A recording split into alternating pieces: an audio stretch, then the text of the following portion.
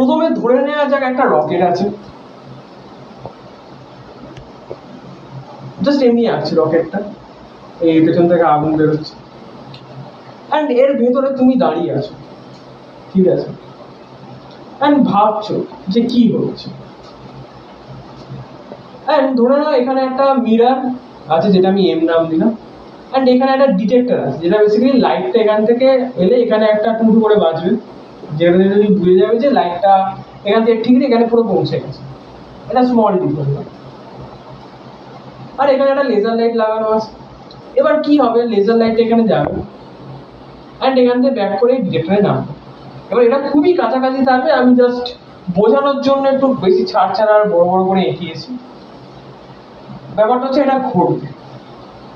এবার আমি ধরে নিলাম এইখান থেকে এটার লেন্থটা হচ্ছে এল।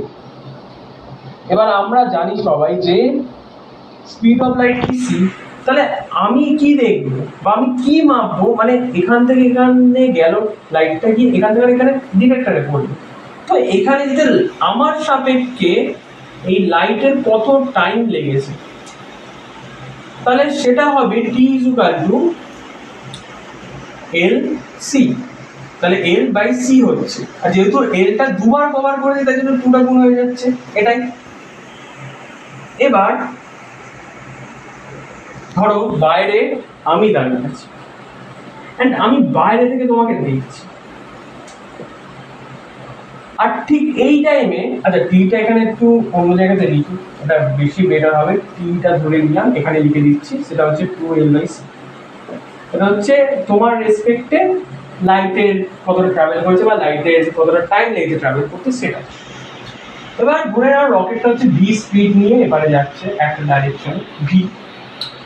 তা আমি দেখবো যে যেহেতু এটা সরে সরে যাচ্ছে কন্টিনিউয়াসলি, এবারে সরে সরে যাচ্ছে রকেটটা, তো আমি কিন্তু লাইটটা কিন্তু এরকম গিয়ে এরকম দেখবো না, আমি দেখবো লাইটটা এরকম গিয়ে এরকম গেছে।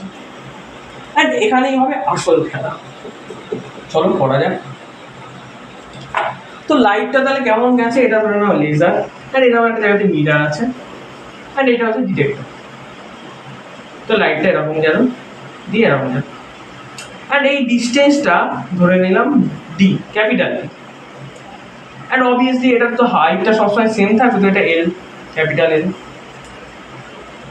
তাহলে আমি কি দেখব যে এখান থেকে লাইটটা এখানে গিয়ে এখানে যেতে এর কতটা টাইম লেগেছে, সেটা হবে আমি ডেল টি ধরছি, delta is equal to D by C.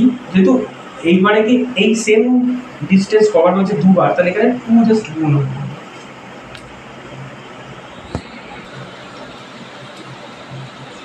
তাহলে এটা এল হলো। এবার এলটা আমরা কিন্তু এখান থেকে বের করতে পারি, তাহলে এলটা আমি এখানে লিখতেই পারি যে a is equal to half টিসি। কত তাহলে, আর এইটা তাহলে কত হবে? আচ্ছা এই ভেলোসিটিটা, এটা কিন্তু এই ভেলোসিটি নিয়ে যাচ্ছে, তাহলে অবভিয়াসলি এখান থেকে যেতে এখানে এই ভি ভেলোসিটি নিয়ে গেছে, আর টাইম কত লেগেছে? অবভিয়াসলি ডেল্টা টি। তাহলে এখান থেকে পুরোটা যেতে টাইম লেগেছে, এই ডিস্টেন্সও কভার করেছে হচ্ছে ডেল্টা টিভি, তাহলে অর্ধেক যেতে হাফ ভি ডেল্টা টি।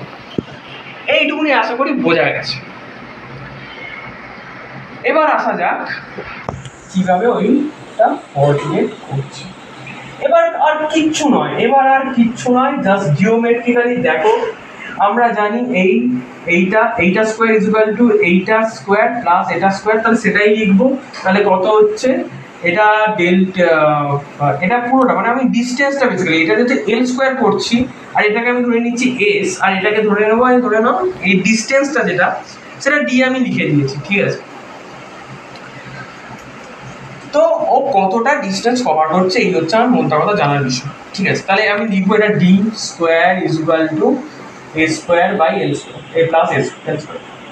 ডিটা এখান থেকে বার করে নেবো, যেটা হচ্ছে half delta square C square is equal to এসটা হচ্ছে হাফ, ও সরি এটা স্কোয়ার আছে না, তাহলে এটা 4 হবে, এটা ওখানে 4 হয়ে যাবে।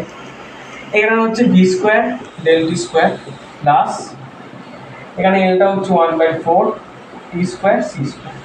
এবার এই ডেল্টা রিলেশনটি এবারে এনে আমি কি পাচ্ছি, আচ্ছা এটা মুছি,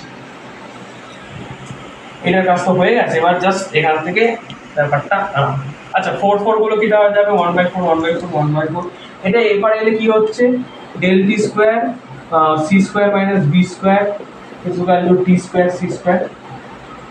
এবার এটা জাস্ট এটা নিচে নামিয়ে দেবো, তাহলে ডেল টি স্কোয়ার কত হচ্ছে টি স্কোয়ার, এই যে সিটা কিন্তু এর নিচে এবার ভাগ করে দিলে ওটা হয়ে যাচ্ছে 1 minus B square by C square.